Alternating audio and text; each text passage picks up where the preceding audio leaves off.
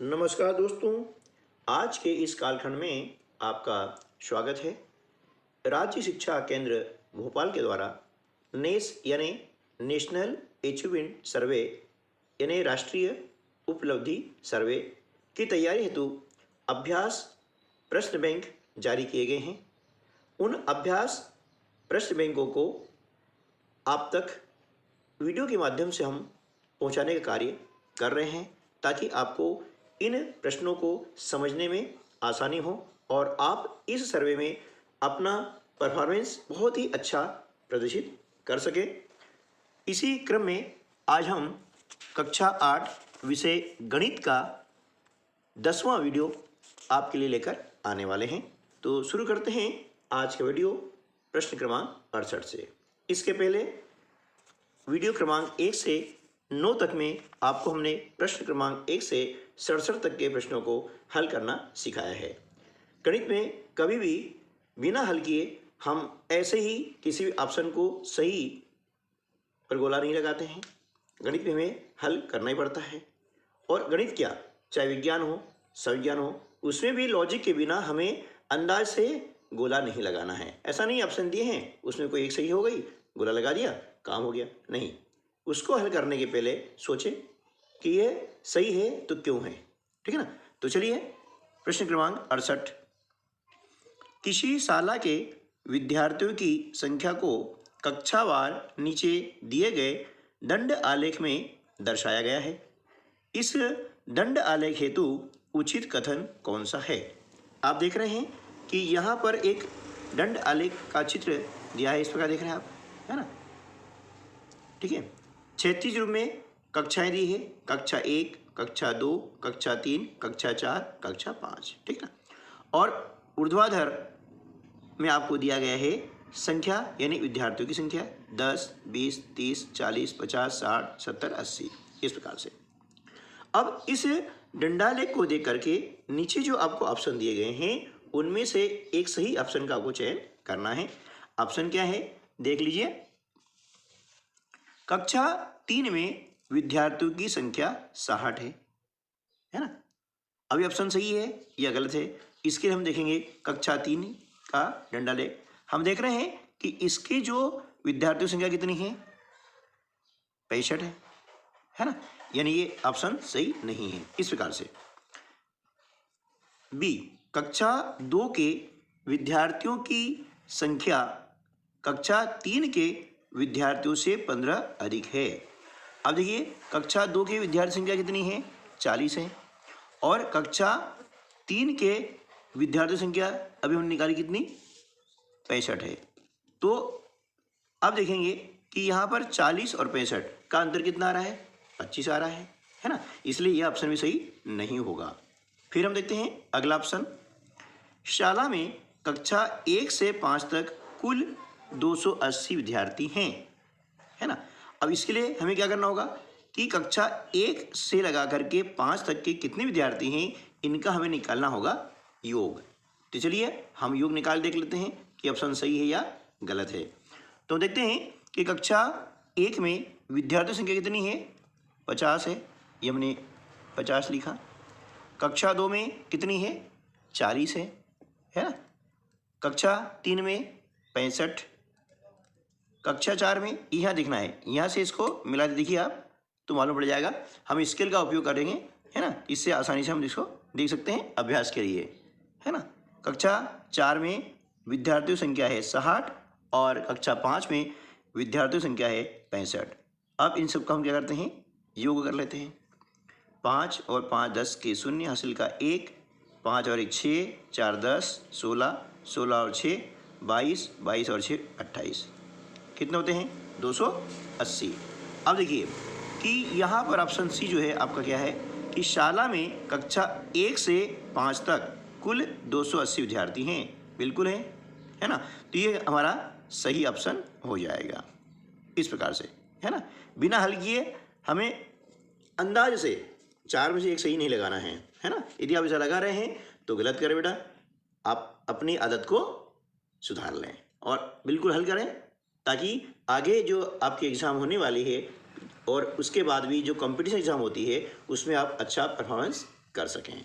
ठीक है ना। चलिए नेक्स्ट प्रश्न क्रमांक 69 निम्नलिखित में से कौन सा युग्म एक ही परिमेय संख्या को निरूपित नहीं करता है ना। परिमेय संख्या को निरूपित नहीं करता, एक ही मतलब समान परिमेय संख्या। अब इसके लिए क्या करना पड़ेगा कि हमें इन परिमेय संख्या जो युग्म है उसे हम सरल करना होगा। जैसे 1/3 और 3/9 है, ठीक है ना। तो यह तो हो गया परिमेय संख्या का मानक रूप। मानक रूप यानी अंश और हर में ऐसी संख्या आ जाए जिसको हम बाद में और सरल नहीं कर सकते हैं, है ना। बाद में और हम सरल नहीं कर सकते हैं, यानी उनका यदि हम एचसीएफ निकालते हैं, महत्तम समापति निकालते हैं, तो वो एक ही आएगा। एक क्या संख्या नहीं आती है तो उसे हम कहते हैं सरलतम रूप यानी सिंपलेस्ट फॉर्म या मानक रूप स्टैंडर्ड फॉर्म। तो देखिए इसे हम काटेंगे तो 3 एकम 3, 3 तिया 9, ये 1/3 हो गया, यानी ये एक ही परिमेय संख्या को निरूपित कर रहा है।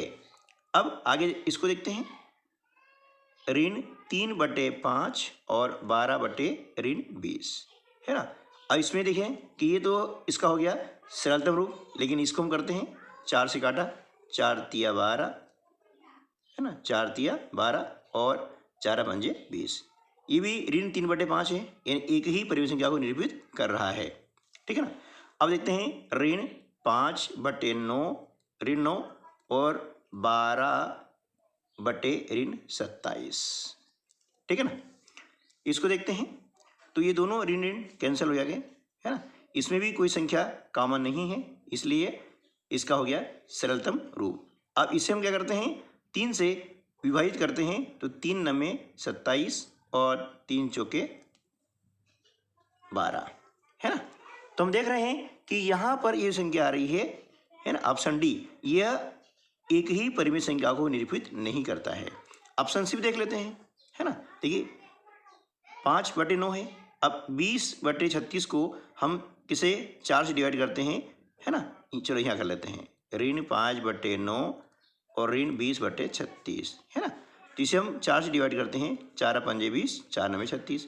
ये भी एक ही परिमेय संख्या को निरूपित करता है, इसलिए क्या होगा, ऑप्शन डी जो है सही जवाब हो जाएगा। इसमें एक ही परिमेय संख्या को निरूपित नहीं करता है। ठीक है ना। चलिए अगला प्रश्न है प्रश्न क्रमांक 70 किन्हीं दो परिमेय संख्याओं a व b के लिए निम्नलिखित में से कौन सा कथन असत्य है ना। सत्य नहीं, असत्य आपको देखना होगा। तो देखिए पहला है a प्लस b सदैव एक परिमेय संख्या होगी, ये सत्य है, क्योंकि किसी भी संख्या में, है ना, a और b मतलब दो परिमेय संख्या जोड़ेंगे तो उनका योग भी हमेशा एक परिमेय संख्या होगी, सत्य है। a माइनस b सदैव एक परिमेय संख्या होगी, ठीक है, कि यदि दो परिमेय संख्याओं का यदि हम अंतर ज्ञात करते हैं तो उनका अंतर भी एक परिमेय संख्या होती है, यह सत्य है ना। सी देखते हैं, ए बी सदैव एक परिमेय संख्या होगी, ये भी सत्य है। ए बी का मतलब होता है कि दो परिमेय संख्याओं का गुणा करना, है ना, ए गुणित बी, ठीक है। बीच में कोई चिन्ह नहीं है, मतलब वहाँ गणित में गुणा का चिन्ह है, ऐसा माना जाता है, ठीक है ना। तो यहाँ पर ए बी क्या है, दो परिमेय संख्याएं हैं, तो दो परिमेय संख्याओं का गुणनफल हमेशा एक परिमेय संख्या होगी, यह सत्य है ना। फिर डी आता है, तो ए भागित बी सदैव एक परिमेय संख्या होगी, ऐसा नहीं है, हो भी सकती है और नहीं भी हो सकती है, इसलिए ऑप्शन डी जो है हमारा सही जवाब हो जाएगा इस प्रश्न के लिए। ठीक है दोस्तों, चलिए नेक्स्ट क्वेश्चन लेते हैं 71। 3/7 धन कोष्टक में 3/14 गुणा 8/21 कोष्टक बंद, यानी इसका मान क्या होगा। ये 4 ऑप्शन में से एक ऑप्शन सही होगा, तो हमें अंदाज से नहीं लगाना है कि ए बी सी डी में एक लगा दिया हो गया काम, सर हो गया, नहीं, है ना। इसको हल करना पड़ेगा, और हल करने के लिए हम क्या करेंगे, सबसे पहले बारमास के नियमानुसार हम कोष्टक हल करते हैं, ब्रैकेट, है ना, ये ध्यान रखना है। ये 3/14 गुणा 8/21 ये ब्रैकेट है, तो ब्रैकेट की संख्या को हम पहले हल करते हैं। इसमें देखते हैं यदि कोई संख्या कट रही है तो काट देंगे, 3 एकम 3, 3 सत्ते 21, 2 से कटेगा, 2 चौके 8 और 2 सत्ते 14, ठीक है ना। अब जो संख्या बची इनको नीचे लिख लेते हैं, 3/7 धन 4 एकम 4 है ना, बटे 7 साती 49। अब ये हो गए हैं परिमेय संख्याओं के योग का सवाल। अब 7 और 49 का हम यदि एलसीएम निकालते हैं यानी लघुत्तम समापवर्ती, तो वो 49 ही आता है, ठीक है ना। 7 का भाग लगाया 49 में, 7 बार जाता है, 7 गुणा करेंगे 3 में, 3 सत्ते 21 हमने यहाँ लिख दिया, प्लस 49 में 49 का भाग लगाया, एक बार जाता है, 1 का गुणा करेंगे 4 में, 4 एकम 4, दोनों को जोड़ दिया 25/49। अब देखते हैं ये संख्या आ रही है ऑप्शन नंबर बी में, इसलिए ऑप्शन बी जो है सही उत्तर हो जाएगा, ठीक है ना। चलिए नेक्स्ट चलते हैं, प्रश्न क्रमांक 72 है ना। प्रश्न क्रमांक 72, नीचे दी गई संख्या रेखा को देखिए। देखिए ये संख्या रेखा है, यहाँ पर 0 है, 0 के बाईं तरफ ए और दाईं तरफ बी। निम्न में से किसका परिमाण अधिकतम है? परिमाण मतलब मान, है ना। अब 4 ऑप्शन दिए गए हैं, b प्लस ए, बी वाला है b माइनस ए, तीसरा ऑप्शन बी ए और चौथा ऑप्शन b/a। अब चारों में सही कौन सा है ये मानते हैं। तो देखिए 0 के जब हम बाईं ओर चलते हैं तो संख्याएं होती है ऋणात्मक, है ना। यह पहली संख्या है तो a का वैल्यू जो है हम मान लेते हैं कि -1 है, ऋण 1 है ना। और 0 के जब दाईं ओर चलते हैं तो मान होता है धनात्मक, यानी यहाँ से चल रहे हैं, पहला मान आ रहा है, इसलिए हम b बराबर जो है 1 वैल्यू हम मान लेते हैं, ठीक है ना। अब इसी वैल्यू को हम इनमें पुटअप करेंगे और देखेंगे कि कौन सा ऑप्शन सही है ना। जिसका परिमाण अधिक होगा यानी जिसका मान ज़्यादा होगा, है ना, वह हमारा सही उत्तर हो जाएगा। तो हम पहले b प्लस ए को देखते हैं कि यहाँ क्या हो रहा है ना। b का वैल्यू कितना है 1, प्लस a का वैल्यू कितना है -1, तो ये हो गया कितना 1 -1, यानी 1 में से 1 को माइनस किया तो हो गया 0, ठीक है ना। ये आपका पहला हो गया। फिर हम दूसरा चलते हैं, b माइनस ए लेते हैं, है ना। तो b की वैल्यू कितनी है 1, माइनस a की वैल्यू है -1, इसलिए हमने लिखा कोष्टक में। इसको हल करते हैं तो 1 धन 1, क्योंकि कोष्टक के पहले यदि ऋण का चिन्ह है तो कोष्टक के अंदर का चिन्ह बदल जाता है, धन का ऋण और ऋण का धन। क्यों कि इन दोनों चिन्हों में गुणा की क्रिया हो रही है और समान चिन्हों का गुणा धन होता है। ऐसा भी आप समझ सकते हैं, है ना। जैसा भी आप समझे, दोनों तरीके मैंने आपको बता दिए हैं। इसकी वैल्यू कितनी आ गई 2 आ गई है, ठीक है ना। अब सी वाला देखते हैं, बी ए, यानी b का मान कितना 1 गुणा a का मान -1, तो असमान चिन्ह गुणा ऋण होता है, ऋण हो गया 1 एकम 1। और चौथा है b/a, यानी b की वैल्यू क्या हो गई 1 बटे ऋण 1, यानी उत्तर इसका क्या हो जाएगा ऋण 1, है ना। उत्तर क्या जाएगा इसका ऋण 1। अब हम देखते हैं कि इन चारों में से, है ना, ये 0 है, ये 2 है, ये ऋण 1 है और ऋण 1 है, सबसे अधिक कौन है 2 है ना। इसका परिमाण उत्तर अधिक है, इसलिए ये किसका है b माइनस ए का, इसलिए ऑप्शन बी जो है वह सही उत्तर हमारा हो जाएगा, ठीक है। चलिए नेक्स्ट क्वेश्चन लेते हैं, प्रश्न क्रमांक 73, है ना। प्रश्न क्रमांक क्या हो जाएगा 73, निम्नलिखित में से किस संख्या को ऋण 5/4 में जोड़ने से ऋण 1 प्राप्त होगा। ऑप्शन दिए गए हैं 4। अब इनमें से संख्या कौन सी है, देखिए किसी भी संख्या में जब किसी संख्या जोड़ते हैं तो योगफल जो आता है वो हमेशा उन संख्याओं से बड़ा होता है, ठीक है ना। तो यह क्या करेंगे, योगफल कितना आ रहा है ऋण 1 आ रहा है। अब इसमें से जब जोड़ा है तो हम क्या करेंगे माइनस कर देंगे, कितना ऋण 5/4, ठीक है ना। अब इसका बटा कुछ नहीं है, हमने 1 लिख दिया है। ऋण और ऋण का गुणा करते हैं तो धन आ जाता है, ऋण गुणा करके क्या आएगा, ऋण का ऋण गुणा करते हैं तो धन आ जाता है। अब इन दोनों का निकाल लेंगे हम लघुत्तम समापवर्ती, जो कि 4 आता है ना। अब 1 का भाग लगाया 4 में, 4 बार जाता है, 4 गुणा करते हैं ऋण में तो ऋण 4। अब 4 का भाग लगाया 4 लगाया, 1 बार गया, 1 का गुणा 5 में करते हैं तो 5 आता है ना। असमान चिन्ह है, घट जाएगा, 5 में से 4 घटाया है तो बचेगा 1/4।